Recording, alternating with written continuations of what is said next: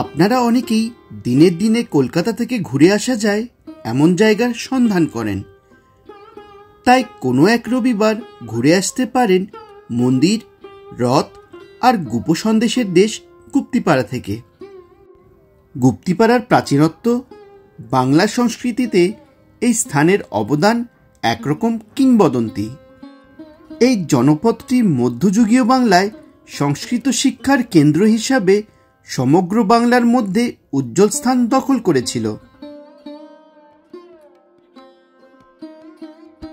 গুপ্তিপাড়া হলো এমন এক জায়গা যেখানে সুন্দর টেরাকোটা মন্দিরের সাথে পেয়ে যাবেন ফ্রেস্কো পেইন্টিং এর এক অসাধারণ নিদর্শন।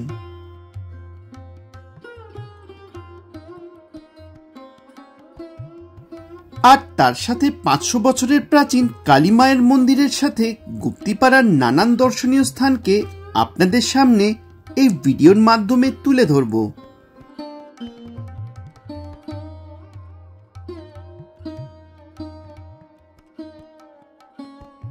আর তার সাথে ঘুরে নেব সেন ও মিত্র মুস্তাফিদের মতো অভিজাত জমিদার পরিবারের আবাসস্থল সোমরা বাজার আর সুখরিয়া গ্রাম।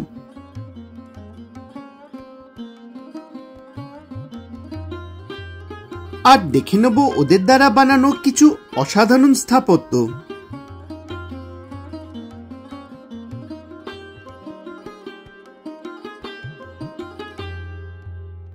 হুগলি নদীর তীরে অবস্থিত গুপ্তিপাড়া হল হুগলি জেলার উত্তর পূর্ব প্রান্তে হাওড়া কাটোয়া লোকালে হুগলি জেলার শেষ স্টেশন। সড়ক পথে কলকাতা থেকে সোমরা বাজারের দূরত্ব হল প্রায় 78 কিলোমিটার, আর আরো 10 কিলোমিটার এগিয়ে গেলে পরে গুপ্তিপাড়া।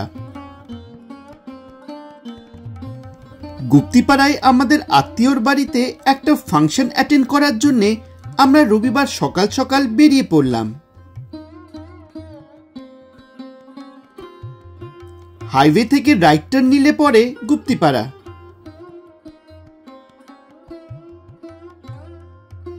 গুপ্তিপাড়ার বেশিরভাগ টুরিস্ট স্পটস এই রথতলা মোড় থেকে ডান দিকে গেলেই পড়ে। রিলেটিভের বাড়িতে ব্রেকফাস্ট আর কিছুক্ষণ গল্প করে ভ্রমণ করতে বেরিয়ে পড়লাম। বাংলার প্রসিদ্ধ রথযাত্রাগুলোর মধ্যে অন্যতম গুপ্তিপাড়ার রথযাত্রা। ব্রেকফাস্ট আর গল্প করতে একটু দেরি হয়ে গিয়েছিল, আর এসে দেখলাম যে মন্দির বন্ধ হয়ে গেছে। তাই সন্ধেবেলায় রাধা মাধবের দর্শন করতে আবার ফিরে এসেছিলাম। স্পটসগুলো আমাদেরকে দুবার ঘুরতে হলেও ব্লগের কনভিনিয়েন্সের জন্য আমি আপনাদেরকে একবারই দেখাবো।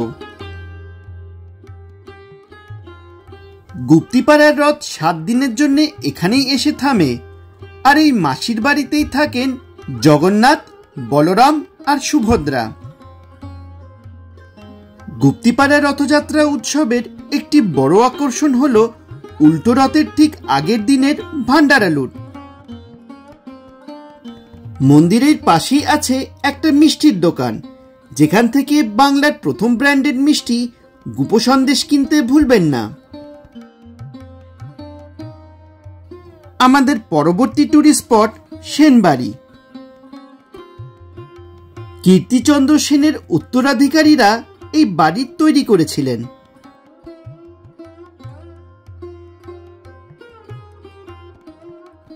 আর এই যে দূরে মন্দির দেখতে পাচ্ছেন, এটাই হলো দেশকালী মন্দির। এই মন্দির চত্বরে রয়েছে শিব মন্দির আর দেশকালী মন্দির। শিব মন্দিরের নির্মাণটা নতুন, আর দেশকালী মন্দির প্রায় 500 বছরের প্রাচীন মন্দির, কিন্তু এখন এই মন্দিরকে রিসেন্টলি রেনোভেট করা হয়েছে।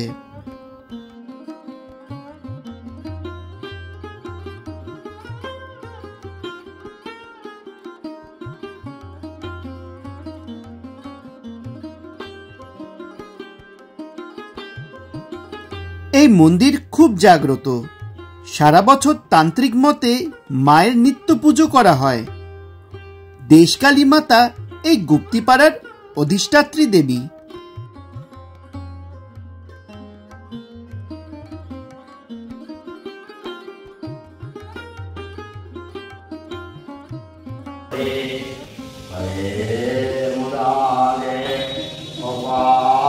বাই দ্য ওয়ে, যদি এরকমই ট্রাভেল ব্লগস দেখা পছন্দ করেন তাহলে ভিডিওকে লাইক করে চ্যানেলকে সাবস্ক্রাইব করতে ভুলবেন না।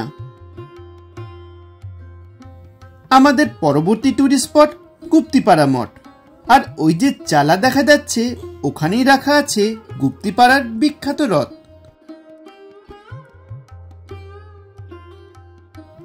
গুপ্তিপাড়ার গঙ্গার ধারে এই চত্বরে 4টি প্রাচীন মন্দির রয়েছে। এই 4টি মন্দিরকে একসাথে গুপ্তিপাড়া মঠ বলা হয়। এই মন্দিরের রক্ষণাবেক্ষণের দায়িত্বে রয়েছে আর্কিওলজিক্যাল সার্ভে অফ ইন্ডিয়া।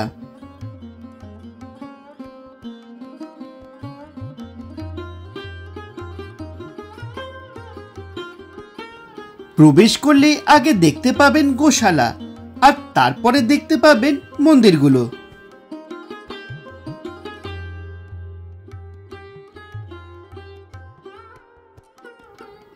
এই জায়গার নাম গুপ্তিপাড়া কেন, আমি 3টি কাহিনী জানতে পেরেছি। এই 3টে কাহিনী আর পুরো ইতিহাস আমি ভিডিও ডেসক্রিপশনে দিয়ে দেব, জানতে চাইলে দেখে নিতে পারেন।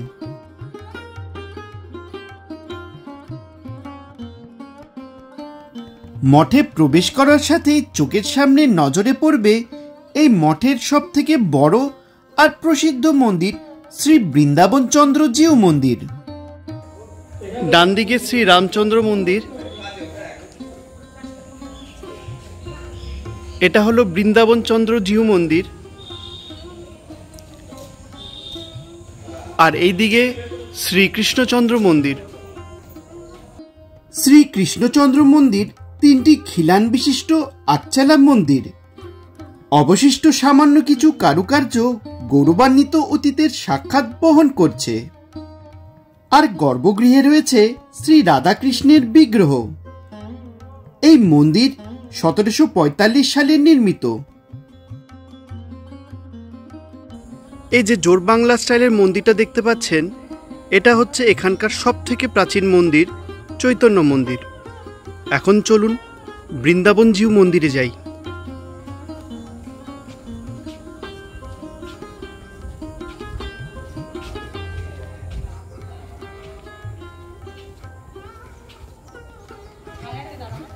এই মঠের প্রত্যেকটা মন্দির উঁচু বেদির ওপরে স্থাপিত। শ্রী বৃন্দাবন চন্দ্র জিউ মন্দির এই চত্বরের সবথেকে বড় আর প্রসিদ্ধ মন্দির। আটচালা রীতির এই মন্দিরের নির্মাণ বাগবাজারের জমিদার শ্রী গঙ্গানারায়ণ সরকার মহাশয় 1810 সালে করেছিলেন। সাধারণত বাংলার মন্দির রীতিতে ফ্রেস্কো পেন্টিং এর ব্যবহার খুব একটা দেখা যায় না।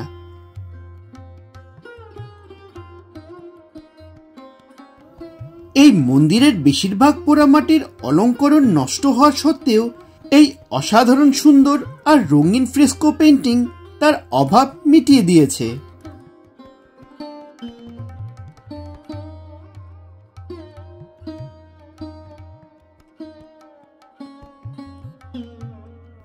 শ্রীরামচন্দ্র মন্দির এই মন্দির চত্বরের সবথেকে সুন্দর মন্দির।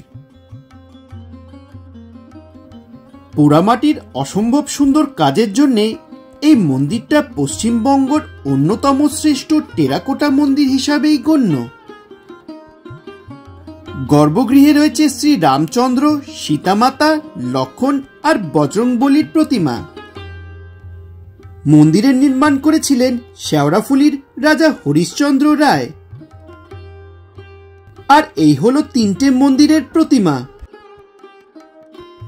আমাদের পরবর্তী গন্তব্য সেনবাড়ির দুর্গা মন্দির।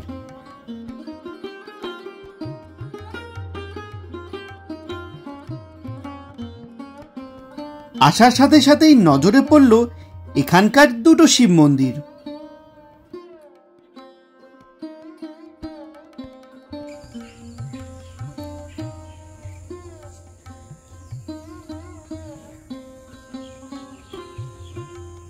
এই বাড়ির নির্মাণ শ্রী কীর্তিচন্দ্র সেন করেছিলেন। এইখানে প্রতি বছর বেশ জাঁকজমক করে দুর্গাপুজো হয়।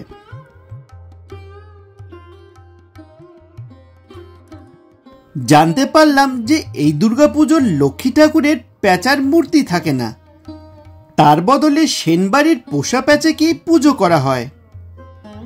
ইনফ্যাক্ট এখানে একটা প্যাঁচার ঘরও আছে।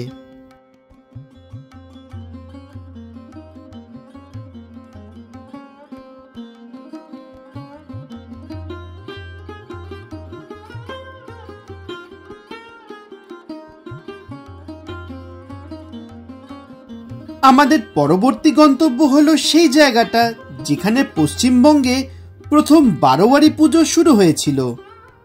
এই হলো বিন্দুবাসিনী মাতার পূজা মণ্ডপ। এখানেই পশ্চিমবঙ্গে প্রথম বারোয়ারি পুজো শুরু হয়েছিল জগদ্ধাত্রী পুজো দিয়ে। লাঞ্চের পরে আমরা সোমরা বাজারের উদ্দেশ্যে বেরিয়ে পড়লাম। ওখানকার দর্শনীয় স্থান দেখে গুপ্তিপাড়ায় রিলেটিভের বাড়িতে ডিনার করে ফেরার প্ল্যান ছিল। প্রথমে চলে আসলাম মিত্র মুস্তাফিদের জমিদার বাড়ি রাধাকুঞ্জতে। বাড়ির এখন যা কন্ডিশন, ভেতরে না ঢোকাটাই সেফ। বাড়ির ইতিহাস আপনি ভিডিওকে পজ করে দেখে নিতে পারেন। বাড়ির সামনে আছে বড় দিঘি, আর তার পাশে আনন্দময়ী কালী মন্দির বা আনন্দ ভৈরবী মন্দির। সোমরা বাজারের সুখুরিয়া গ্রামে অবস্থিত আনন্দময়ী মায়ের প্রধান মন্দির 12টি ছোট মন্দির দ্বারা বেষ্টিত। তার মধ্যে আছে দুটো পঞ্চরত্ন মন্দির। তার মধ্যে একটা মন্দিরে অধিষ্ঠান গণেশ ঠাকুর, আর আরো একটা পঞ্চরত্ন মন্দিরে অধিষ্ঠান মহাদেব।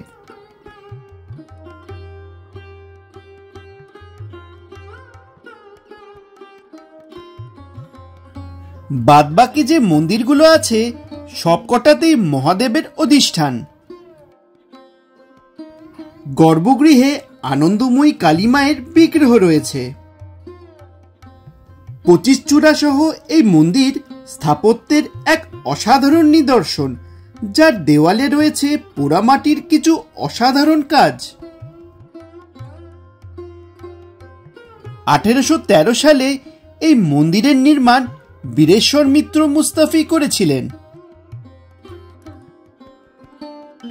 ছোট মন্দিরগুলো দুটো সারিতে নির্মিত, প্রত্যেক সারিতে রয়েছে 6টা করে মন্দির। তারপরে চলে গেলাম আমাদের পরবর্তী গন্তব্য হরসুন্দরী মন্দির দেখতে। এইখানে মিত্র মুস্তাফি পরিবারের সংক্ষিপ্ত ইতিহাস লেখা আছে। এই মন্দির প্রাঙ্গণে হরসুন্দরী মন্দির ছাড়াও 14টি ছোট মন্দির রয়েছে, যা দুটি সমান্তরাল সারিতে নির্মিত। প্রতিটি সারিতে রয়েছে দুটো পঞ্চরত্ন আর 5টি আটচালা মন্দির।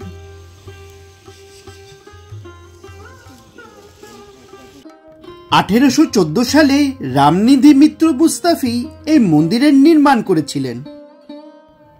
গর্ভগৃহে মায়ের প্রতিমা আর মহাদেব অধিষ্ঠান আছেন।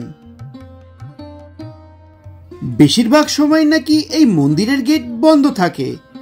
আমাদেরকে দেখে একজন মহাশয় মন্দিরের গেট খুলে দিয়েছিলেন। প্রায় 100 মিটার দূরেই আছে নিস্তারিণী মন্দির। এই মন্দিরের নির্মাণ রামনিধি মিত্র মুস্তাফির ভাইপো করেছিলেন। গেট বন্ধ থাকার কারণে ভেতরে প্রবেশ করতে পারিনি।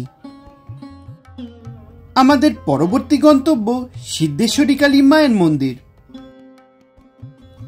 কথিত আছে যে রানী রাসমণি এই মন্দিরের পাশে নৌ ভ্রমণ করার সময় একটি আধ্যাত্মিক জাগরণ পেয়েছিলেন এবং দক্ষিণেশ্বর মন্দিরের সন্ধান পেয়েছিলেন। মায়ের দর্শন করে মন ভরে গেল। সোমরা বাজারের সেনবাড়িতে কেউ ছিল না বলে দেখতে পাইনি, আর তাই গুপ্তিপাড়ায় আমাদের আত্মীয়র বাড়িতে ফিরে আসলাম। আবার মন্দিরে দর্শন করে রাত 8টার মধ্যে ডিনার সেরে ফেললাম, আর তারপরে রিটার্ন জার্নির জন্য বেরিয়ে পড়লাম ভিডিও ভালো লাগলে অবশ্যই লাইক আর চ্যানেলকে সাবস্ক্রাইব করবেন।